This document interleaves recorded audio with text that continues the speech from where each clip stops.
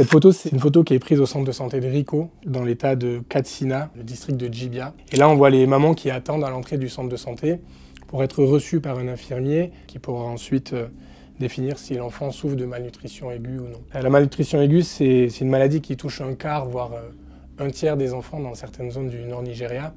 Et s'ils ne sont pas pris en charge, c'est une maladie qui tue. On a soigné l'an dernier, en 2024, avec MSF, on a soigné 95 000 enfants souffrant de malnutrition aiguë sévère. Ce sont des chiffres qu'on n'a jamais vus, c'est des volumes inédits.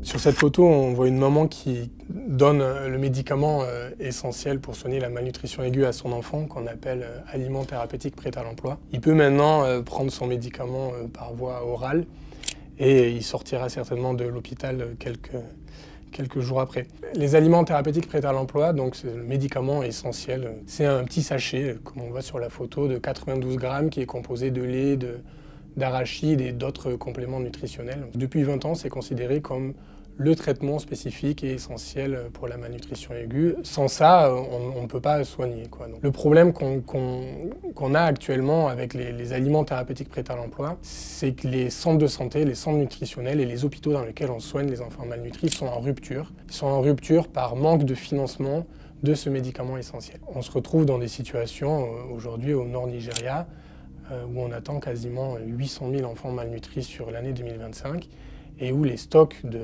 d'aliments thérapeutiques prêts à l'emploi sont suffisants uniquement jusqu'en avril peut-être. S'il n'y a pas plus de financements qui sont alloués à l'approvisionnement de ce médicament essentiel, les hôpitaux, les centres de santé seront en rupture et ne pourront plus soigner ces enfants.